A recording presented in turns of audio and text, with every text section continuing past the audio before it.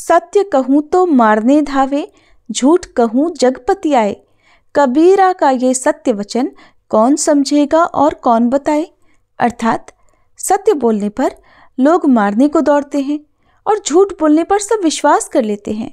कबीरदास जी का ये सत्य वचन अब भला कौन समझेगा। हरे कृष्णा। आप सभी का दिन शुभ और मंगलमय हो। आज 3 दिसंबर मंगलवार है और आज माघशीर्ष मास के शुक्ल पक्ष की तृतीया तिथि दोपहर 1:10 से प्रारंभ होकर 4 दिसंबर बुधवार को दोपहर 1:10 पर समाप्त होगी। अब सुनिए माघशीर्ष मास महात्म्य का 18वां अध्याय। भगवान श्री कृष्ण ने जब राधा रानी को बताया कि कैसे राधा के नाम का उच्चारण करने वाला भक्त उनके प्राणों से भी बढ़कर उन्हें प्रिय है, तब राधिका जी ने कहा, प्रभु मुझे गोलोक की सारी बातें याद हैं, मैं सब जानती हूँ। मैं भला उन बातों को कैसे भूल सकती हूँ। जो आप मुझे सर्वरूपिणी बता रहे हैं वो सब आपके चरण कमलों की कृपा से ही संभव है। भगवान को कुछ लोग प्रिय नहीं होते और कुछ लोग बहुत प्रिय भी होते हैं। जैसे जो मेरा स्मरण नहीं करते, उसी तरह उन पर आपकी भी कृपा नहीं होती। आप तिनके को पर्वत और पर्वत को तिनका बनाने में भी समर्थ हो। देखिए, मैं खड़ी हूँ और आप सोए हुए हो। इस समय बातचीत में जो समय निकल गया वो एक एक क्षण मेरे लिए एक एक युग के समान है और मैं उसकी गणना करने में भी असमर्थ हूँ। आप मेरे वक्ष स्थल और मस्तक पर अपना चरण कमल रख दो। आपके विरह की अग्नि से मेरा हृदय शीघ्र ही दग्ध होना चाहता है। सामने जब आपके चरण कमलों पर मेरी दृष्टि पड़ी तो वह वहीं जम गई। फिर मैं क्लेश उठाकर भी उसे दूसरे अंगों को देखने के लिए वहां से अपनी दृष्टि को कहीं और ले जा ही नहीं सकी, अर्थात कुछ और देख ही नहीं सकी। फिर भी धीरे धीरे प्रत्येक अंग का दर्शन करके ही मैंने आपके शांत मुखारविंद पर दृष्टि अब डाली है। इस मुखारविंद को देखकर अब मेरी दृष्टि कहीं और जाने में बिल्कुल असमर्थ है। राधिका जी के ये वचन सुनकर पुरुषोत्तम श्री कृष्ण हंसने लगे। फिर वे श्रुतियों और स्मृतियों के मतानुसार बड़े ही हितकर वचन राधिका जी से बोले। भगवान श्री कृष्ण कहने लगे, भद्रे, मैंने पूर्व काल में वहां गोलोक में जो भी निश्चय किया था उसका खंडन नहीं होना चाहिए। वो बात अधूरी नहीं रहनी चाहिए। प्रिय, जरा तुम क्षण भर ठहरो, मैं तुम्हारा मंगल करूंगा। तुम्हारे मनोरथ की पूर्ति का समय अब स्वयं ही आ पहुंचा है। राधे, पहले मैंने जिसके लिए जो कुछ लिख दिया है और जिस समय उस मनोरथ की प्राप्ति का समय निश्चित कर दिया है, उस पूर्व निश्चय का खंडन तो मैं स्वयं भी नहीं कर सकता। फिर भला विधाता की तो बिसाती क्या है जो उसे मिटा सके। मैं तो विधाता का भी विधाता हूँ। मैंने जिनके लिए जो कुछ विधान कर दिया है उसका ब्रह्मादि देवता भी कदापि खंडन नहीं कर सकते। इसी बीच में श्री ब्रह्मा जी श्री हरि के अर्थात श्री कृष्ण के सामने आ गए। उनके हाथों में माला और कमंडल शोभा पा रहे थे। चारों मुखों पर मंद मंद मुस्कान खिल रही थी। निकट जाकर उन्होंने श्री कृष्ण को प्रणाम किया और अपने आगम के अनुसार उनकी स्तुति की। उस समय श्री ब्रह्मा जी के नेत्रों से आंसू झर रहे थे। संपूर्ण अंगों में रोमांच हो आया था और भक्तिभाव से उनका मस्तक भी झुका हुआ था। स्तुति और नमस्कार करके जगतदाता ब्रह्मा जी श्री कृष्ण के और निकट आ गए। उन्होंने फिर से अपने प्रभु को भक्तिभाव से प्रणाम किया। फिर वे श्री राधिका जी के समीप गए और माँ राधिका के चरण कमलों में मस्तक रखकर उन्होंने भक्तिभाव से उन्हें भी नमस्कार किया। अब दोनों हाथ जोड़कर वे श्री राधा की स्तुति करने लगे। ब्रह्मा जी बोले, हे माता, भगवान श्री कृष्ण की कृपा से मुझे आपके चरण कमलों के दर्शन का सौभाग्य प्राप्त हुआ है। ये चरण सर्वत्र और विशेषतः भारतवर्ष में सभी के लिए परम दुर्लभ हैं। मैंने पूर्व काल में पुष्कर तीर्थ में सूर्य के प्रकाश में बैठकर परमात्मा श्री कृष्ण की प्रसन्नता के लिए 60,000 वर्षों तक तपस्या की। तब वरदाता श्री हरि मुझे वरदान देने के लिए स्वयं पधारे। उनके वर मांगो ऐसा कहने पर मैंने प्रसन्नता पूर्वक अभीष्ट वर मांगते हुए कहा, हे गुणातीत परमेश्वर, जो सबके लिए परम दुर्लभ है, उन राधिका जी के चरण कमल का मुझे इसी समय शीघ्र दर्शन कराइए। मेरी ये बात सुनकर वे श्री हरि मुझ तपस्वी से बोले, वत्स, इस समय तो मुझे क्षमा करो। उपयुक्त समय आने पर मैं आपको श्री राधा के चरणार बिंदों के दर्शन अवश्य कराऊंगा। और ईश्वर की आज्ञा कभी निष्फल नहीं होती, इसीलिए मुझे आपके चरण कमलों के दर्शन आज प्राप्त हुए हैं। माते, आपके ये चरण गोलोक में और इस समय भारत में भी सबकी मनोवांछा के विषय हैं। सब देवियां प्रकृति की अंशभूता हैं, इसलिए वे निश्चय ही जन्य और प्राकृतिक हैं। आप श्री कृष्ण के आधे अंग से प्रकट हुई हो, इसलिए सभी दृष्टियों से श्री कृष्ण के ही समान हो। माँ, आप तो परमात्मा श्री कृष्ण की देह रूपा हो, अतः आप इनकी आधारभूता हो। माँ, इनके प्राणों से आप प्राणवती हो और आपके प्राणों से ये परमेश्वर श्री कृष्ण प्राणवान है। अहो, क्या किसी शिल्पी ने किसी कारण से इनका निर्माण किया है? कदापि नहीं। अंबिके, ये श्री कृष्ण नित्य हैं और आप भी नित्य हो। आप इनकी अंश स्वरूपा हो और ये भी आपके ही अंश हैं। मैं जगत सृष्टा ब्रह्मा स्वयं वेदों का प्राकट्य करने वाला हूँ। उस वेद को गुरु के मुख से पढ़कर लोग विद्वान हो जाते हैं, परंतु वेद अथवा पंडित आपके गुणों या स्तोत्रों का शतांश भी वर्णन करने में असमर्थ हैं। फिर दूसरा कौन आपकी स्तुति कर सकता है? स्तोत्रों का जनक है ज्ञान और सदा ज्ञान की जननी है बुद्धि। माँ राधे, उस बुद्धि की भी जननी आप हो, फिर भला कौन आपकी स्तुति करने में समर्थ होगा? जो ईश्वरों के भी ईश्वर परमात्मा है, उनकी योग्य और अयोग्यता पर भी समान कृपा होती है। जो पालन के योग्य संतान है, उसका क्षण क्षण में गुण दोष प्रकट होता है, परंतु माता और पिता उसके सारे दोषों को स्नेहपूर्वक क्षमा कर देते हैं। ऐसा कहकर जगत सृष्टा ब्रह्मा जी उन दोनों के सामने सर्ववांछित चरण कमलों को प्रणाम करके उनके ही सामने खड़े हो गए। जो मनुष्य श्री ब्रह्मा जी के द्वारा किए गए इस स्तोत्र का तीनों संध्याओं के समय पाठ करता है, वह निश्चय ही राधा माधव के चरणों की भक्ति और दास प्राप्त कर लेता है। अपने कर्मों का मूलोच्छेद करके सुदुर्जय मृत्यु को भी जीतकर समस्त लोगों को लांघता हुआ वह उत्तम गोलोक धाम में चला जाता है। भगवान नारायण कहते हैं, ब्रह्मा जी की स्तुति सुनकर श्री राधा ने उनसे कहा, हे विधाता, आपके मन में जो अभीष्ट हो वह वर मांग लो। राधिका जी की बात सुनकर जगत सृष्टा ब्रह्मा जी ने उनसे कहा, माँ, आप दोनों के चरण कमलों की भक्ति ही मेरा अभीष्ट वर है, उसे ही मुझे दे दीजिए।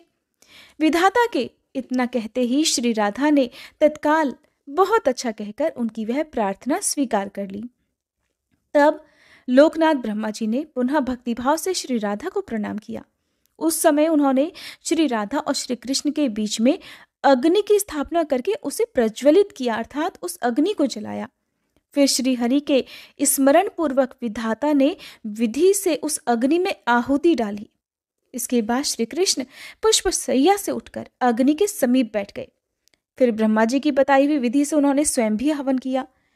उसके बाद श्री कृष्ण और राधा को प्रणाम करके ब्रह्मा जी ने स्वयं पिता के कर्तव्यों का पालन करते हुए उन दोनों से वैवाहिक मंगल कृत्य करवाए और 7 बार अग्निदेव की परिक्रमा करवाई। इसके बाद श्री राधा से अग्नि की परिक्रमा करवाकर श्री कृष्ण को प्रणाम करा के राधा जी को उनके पास बिठाया। फिर श्री कृष्ण से राधा जी का हाथ ग्रहण कराया और माधव से 7 वैदिक मंत्र पढ़वाए। फिर वेदा के विधाता ने श्री हरि के अर्थात श्री कृष्ण के वक्ष स्थल पर राधिका जी का हाथ रखवाकर राधा जी के पृष्ठ देश में श्री कृष्ण का हाथ रखवाया और राधा जी से 3 वैदिक मंत्रों का पाठ करवाया।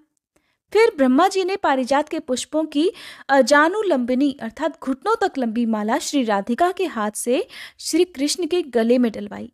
फिर कमल जन्मा विधाता जी ने पुनः श्री राधा और श्री कृष्ण को प्रणाम करके श्री कृष्ण के हाथ से श्री राधा के कंठ में मनोहर माला डलवाई, अर्थात उन दोनों की जयमाला करवाई। फिर श्री कृष्ण को बिठाया और उनके बाएं भाग में मंद मंद मुस्कुराती हुई श्री कृष्ण हृदया राधा जी को भी बिठाया। इसके बाद उन दोनों से हाथ जुड़वाकर 5 वैदिक मंत्र पढ़वाए। फिर विधाता ने पुनः श्री कृष्ण को प्रणाम करके जैसे पिता अपनी पुत्री का दान करता है, उसी प्रकार राधिका जी को उनके हाथ में सौंप दिया और भक्तिभाव से वे श्री कृष्ण के सामने खड़े हो गए। इसी बीच में आनंदित और पुलकित हुए देवगण दुंदुभी, आनक और मुरज आदि बाजे बजाने लगे। विवाह मंडप के पास पारिजात के फूलों की वर्षा होने लगी। श्रेष्ठ गंधर्वों ने गीत गाए और झुंड की झुंड अप्सराएं नृत्य करने लगी। ब्रह्मा जी ने श्री हरि की स्तुति की और मुस्कुराते हुए उनसे कहा, आप दोनों के चरण कमलों में मेरी भक्ति बढ़े, बस यही मुझे दक्षिणा दीजिए। ब्रह्मा जी की बात सुनकर स्वयं श्री कृष्ण ने उनसे कहा, हे ब्रह्मा जी, मेरे चरण कमलों में आपकी सुदृढ़ भक्ति हो। अब आप अपने स्थान को जाओ, आपका कल्याण होगा, इसमें संशय नहीं। वत्स, मैंने जो कार्य आपकी जिम्मेदारी पर लगाया है उसका मेरी आज्ञा के अनुसार पालन करो। मुने, श्री कृष्ण का वह आदेश सुनकर जगत विधाता ब्रह्मा जी श्री राधा कृष्ण को प्रणाम करके बड़ी प्रसन्नता से अपने लोक को चले गए। ब्रह्मा जी के चले जाने पर मुस्कुराती हुई देवी राधिका ने बाकी चितवन से श्री कृष्ण के मुख की ओर देखा और लज्जा से अपना मुंह ढक लिया। उस समय उनका सर्वांग पुलकित हो उठा था। वे प्रेम वेदना का अनुभव कर रही थी। श्री कृष्ण को भक्ति भाव से प्रणाम करके श्री राधा उनकी शैया पर गईं। वहां चंदन, अगरू, कस्तूरी और केसर का अंगराग रखा हुआ था। श्री राधा ने श्री कृष्ण के ललाट में तिलक करके उनके वक्ष स्थल में चंदन लगाया। फिर सुधा और मधु से भरा हुआ मनोहर रत्न पात्र भक्तिपूर्वक श्री कृष्ण के हाथ में दे दिया। जगदीश्वर श्री कृष्ण ने उस सुधा का पान किया। इसके बाद श्री राधा ने कपूर आदि से सुवासित सुरम्य तांबूल अर्थात पान श्री कृष्ण को दिया। श्री कृष्ण ने उसे सादर भोग लगाया। फिर उनके दिए हुए सुधारस का मुस्कुराती हुई श्री राधा ने आस्वादन किया। साथ ही उनके दिए हुए तांबूल को भी श्री कृष्ण के सामने ही खाया। जब भी विवाह होता है तो जो भी नवदंपति होते हैं, विवाह के समय उन्हें पान दिया जाता है। अपने सभी आराध्य देवी देवताओं को भी पान अर्पित किया जाता है। ये शुभ मांगलिक कर्मों में बहुत ही एक अच्छी परंपरा है जो हमारे रीति रिवाजों में भी है। आपने देखा होगा कि कई बार पान से बारात का स्वागत किया जाता है, सभी बारातियों को पान दिया जाता है। अगर आपने शिव महापुराण की कथा हमारे चैनल पर सुनी होगी तो उसमें भी आपने इसका वर्णन जरूर सुना होगा। तो जब भगवान श्री कृष्ण ने भी राधा रानी को पान अर्पित किया तो उन्होंने भी अपने आराध्य के सामने उस पान को बड़ी प्रसन्नता से खा लिया। श्री कृष्ण ने प्रसन्नता पूर्वक अपना चबाया हुआ पान भी श्री राधा को दे दिया और बड़ी भक्ति से श्री राधा ने उस चबाए हुए पान को बड़ी प्रसन्नता से खाया और उनके मुखारविंद मकरंद का पान किया। इसके बाद मधुसूदन ने भी श्री राधा से उनका चबाया हुआ पान मांगा, परंतु श्री राधा ने दिया नहीं दिया। वे हंसने लगी और बोली, क्षमा कीजिए प्रभु। माधव ने फिर राधा के हाथ से वह रत्नमय दर्पण ले लिया जो उनके हाथ में था। श्री राधिका ने भी माधव के हाथ से बलपूर्वक उनकी मुरली छीन ली। राधा ने माधव का और माधव ने फिर राधा का मन मोह लिया। कैसी अद्भुत लीला है। प्रेम मिलन के पश्चात राधा जी ने प्रसन्नता पूर्वक परमात्मा श्री कृष्ण को उनकी मुरली वापस लौटा दी। श्री कृष्ण ने भी राधा जी को उनका दर्पण और उज्जवल क्रीड़ा कमल दे दिया। उनके केशों की सुंदर वेणी बांध दी और उनके सुंदर मस्तक पर सिंदूर का तिलक लगाया। बड़े ही विचित्र पत्र रचना से युक्त सुंदर वेश उनका संवार दिया। उन्होंने जैसी वेश रचना की, यानी कि जैसी वेशभूषा की उन्होंने रचना की, जैसे उन्होंने राधा जी को सजाया था, उसे तो विश्वकर्मा जी भी नहीं जानते। फिर भला सखियों की तो बात ही क्या है। श्री कृष्ण ने तो अपनी प्यारी राधिका को सुंदर वेशभूषा से सुसज्जित कर दिया। अब जब बारी राधा जी की आई और जब वे तत्पर हुई कि श्री कृष्ण की भी वेश रचना करें, उन्हें भी सुंदर वस्त्र पहनाएं, तब वे किशोर अवस्था का रूप त्याग कर पुनः शिशु रूप हो गए। राधा ने देखा कि बाल रूप श्री कृष्ण भूख से पीड़ित हो रहे हैं। तब नंद जी ने जैसे भयभीत अच्युत को दिया था, अर्थात उस वन में, याद कीजिए, जब नंद राय जी अपने नन्हे से बालक कृष्ण को वन में लेकर गए थे गौएं चराने के लिए, तभी माया से वहां पर घनघोर बादल छा गए थे, बिजली कड़कने लगी थी और देखते ही देखते मूसलाधार वर्षा प्रारंभ हो गई थी, जिससे नन्हे से शिशु रूप कान्हा जी डर गए थे। उन्हीं भयभीत अच्युत को जिस प्रकार नंद जी ने राधा रानी को दिया था, उसी रूप में वो इस समय उन्हें दिखाई दिए। अब राधा ने बड़े व्यथित हृदय से लंबी सांस खींचकर इधर उधर उन नव तरुण श्री कृष्ण को देखने और ढूंढने लगी, जिनके बारे में वो थोड़ी ही देर पहले कल्पना कर रही थी। अब जब उन्होंने देखा कि उन तरुण श्री कृष्ण की बजाय तो एक शिशु मेरे सामने है, तो वो शोक से पीड़ित और विरह से व्याकुल हो उठी। उन्होंने बड़े कातर भाव से श्री कृष्ण के उद्देश्य से ये दीनतापूर्ण बात कही, हे माहेश्वर, आप अपनी इस दासी के प्रति ऐसी माया क्यों करते हैं। ऐसा कहकर राधा जी पृथ्वी पर गिर पड़ी और रोने लगी। उधर बाल कृष्ण भी रो रहे थे। उसी समय आकाशवाणी हुई, राधे तुम क्यों रोती हो, श्री कृष्ण के चरण कमलों का चिंतन करो। जब तक रास मंडल की आयोजना नहीं हो जाती तब तक प्रतिदिन रात में तुम यहाँ आओगी। अपने घर में अपनी छाया छोड़कर स्वयं यहाँ उपस्थित होकर श्री कृष्ण के साथ नित्य मनोवांछित क्रीड़ा करोगी। इसलिए रो मत, शोक छोड़ो और अपने इस बाल रूपधारी प्राणेश्वर मायापति को गोद में लेकर घर जाओ। जब आकाशवाणी ने सुंदरी राधा को इस प्रकार आश्वासन दिया तब उसकी बात सुनकर राधा जी ने उस नन्हे बालक को गोद में उठा लिया और पहले की तरह पुष्पोद्यान, वन और उत्तम रत्न मंडप की ओर पुनः देखने लगी। इसके बाद राधा जी वृंदावन से तुरंत नंद मंदिर की ओर चल दी। नारद, वे देवी मन के समान तीव्र गति से चलने वाली थी, इसलिए आधे निमेष में ही वहां जा पहुंची। उनकी वाणी स्निग्ध और मधुर थी, लेकिन उनकी आंखें लाल हो रही थी। वे यशोदा जी की गोद में उस बालक को देने के लिए तत्पर होकर इस प्रकार बोली कि मैया, ब्रिज में आपके स्वामी ने मुझे ये बालक घर पहुंचाने के लिए दे दिया था। भूख से आतुर होकर रोते हुए इस नन्हे से बालक को लेकर मैं रास्ते भर यातना भोग रही हूँ। बड़ी मुश्किल से मैं लेकर इसे आ रही हूँ। मेरा भीगा हुआ वस्त्र इस बच्चे के शरीर से सट गया है। आकाश बादलों से घिरा हुआ है। बारिश की वजह से पूरे रास्ते में फिसलन हो रही है। कीच काच बढ़ गई है, अर्थात कीचड़ कीचड़ जगह जगह हो गई है। यशोदा जी, अब मैं इस बालक का बोझ ढोने में असमर्थ हो गई हूँ। भद्रे, इसे गोद में ले लो और इसे स्तनपान कराकर शांत कर दो।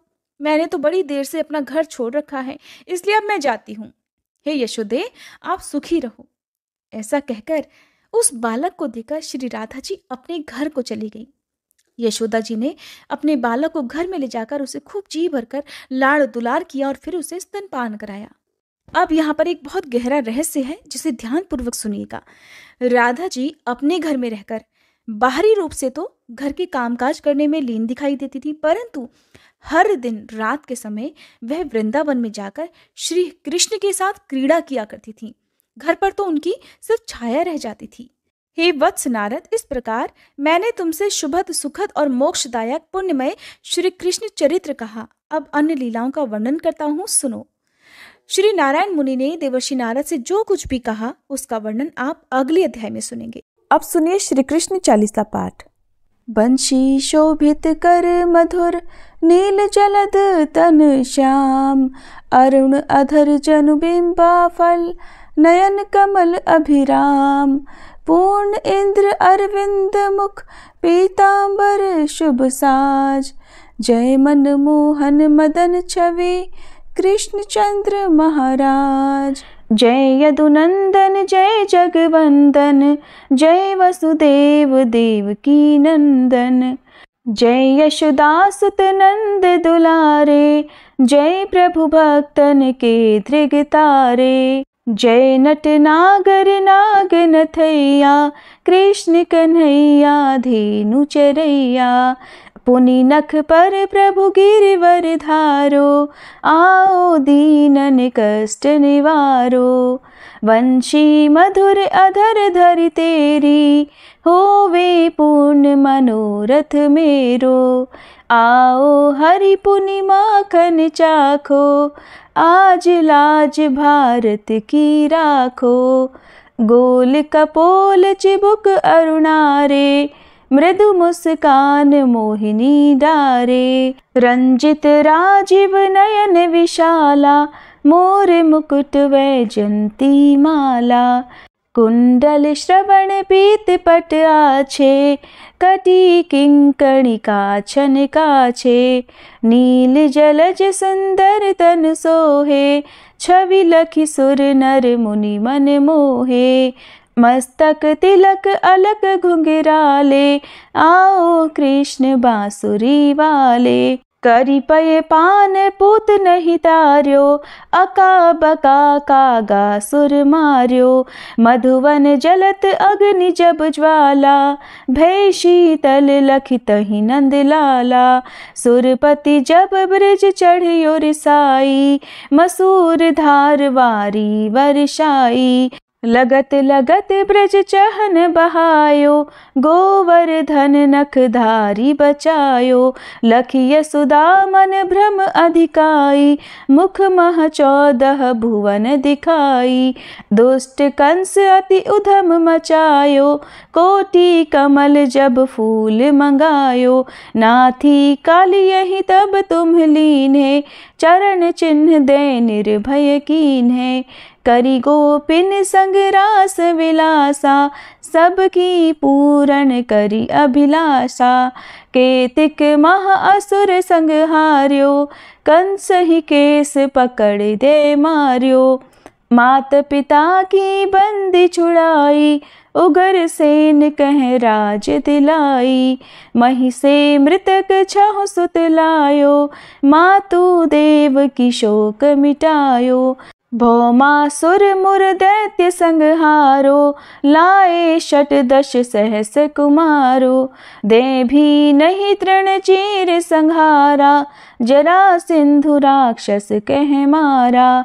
असुर बकासुर आदिक मार्यो, भक्तन के तब कष्ट निवार्यो। दीन सुदामा के दुख टार्यो, तंदुल 3 मूठ मुख डार्यो।